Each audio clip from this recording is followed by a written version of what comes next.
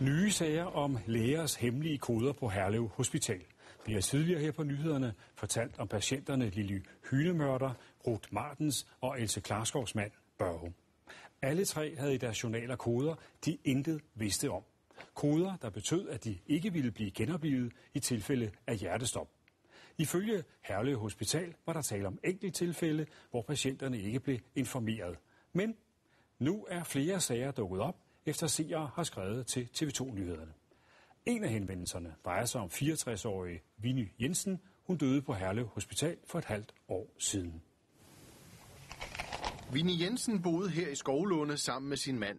Nu sidder hendes familie tilbage med minderne og en sygehusjournal, som de ikke kan forstå.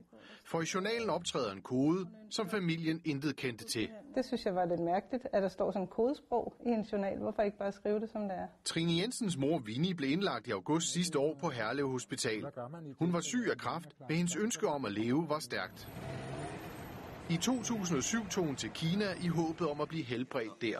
Det er mit liv, det handler om det her, og det er en rejse på 10 timer og et par 100.000 væk. Hun har jo gennem hele sit sygdomsforløb har hun jo sagt, at jeg er en fighter, og jeg giver ikke op, og jeg vil ikke finde mig i det, og jeg vil leve, ikke? Overleve. Og sådan havde hun det med den sygdom. Under indlæggelsen på Herlev Hospital i august spørger lægerne Vinny Jensen direkte, om hun vil have fuld behandling. Hun bliver spurgt om, hvordan så det kan gå den ene vej, det kan gå den anden vej, men er du interesseret i fuld behandling? Og så svarer hun, ja. Men lægerne besluttede alligevel, at det skulle hun ikke. 22. I journalen skriver de koden -2222, der betød, at Vinny Jensen ikke ville blive genoplivet i tilfælde af hjertestop. Vidste de godt, at der var blevet taget den beslutning?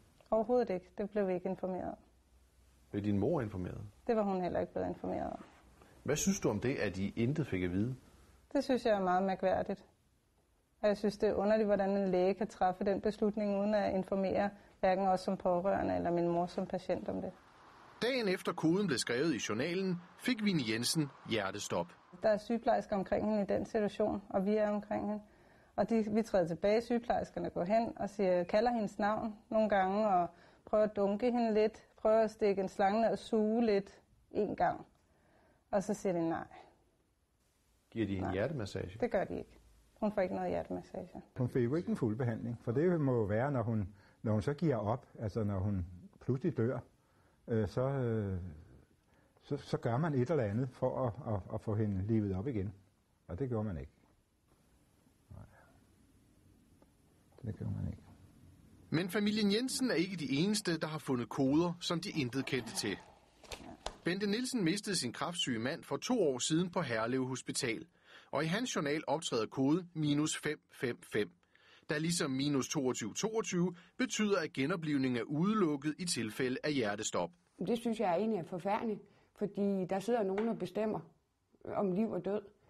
Og jeg vil da gerne selv have kunne tage stilling til, at det kan godt være, at folk tager skade, hvis de bliver genoplevet dit eller dat, men jeg vil gerne have det i ens eget valg. Og selv når han også var ved sin fulde 5. Lægerne besluttede også at udelukke Bente Nielsens mand Torben fra intensiv behandling. Men der var ingen, der nævnte noget som helst. Hverken om intensiv behandling eller genoplivning? Nej, overhovedet ikke. Bente Nielsen vil nu klage til patientombuddet, og hun overvejer at føre sagen endnu videre. Nu er det så lang tid siden, så nu har jeg overskud til det. Og oprette en gruppe på folk, der har oplevet det samme, og så finde ud af, hvad vi skal gøre. Fordi jeg synes ikke rigtig, at sagen stopper her. På Herlev Hospital vil ledelsen ikke stille op til interview om de nye sager, men hospitalsdirektøren Søren Rode skriver i en mail til nyhederne. Informationspligten er i begge tilfælde opfyldt. Det, man egentlig lige har skrevet. Tilbage i Skovlunde hos familien Jensen havde man ellers håbet på en forklaring fra Herlev Hospital. Altså det, jeg er allermest interesseret i at finde ud af, det er der netop, hvad er årsagen til, at sådan noget her får lov til at foregå? Hvad er årsagen til, at man får lov til at skrive sådan noget her, uden at informere hverken pårørende eller patient? Hverken Region Hovedstaden eller danske regioner har ønsket at kommentere de her nye sager, men kender de selv noget til lægernes brug af hemmelige koder, så kan de som altid skrive til os på 1234 @tv2.dk.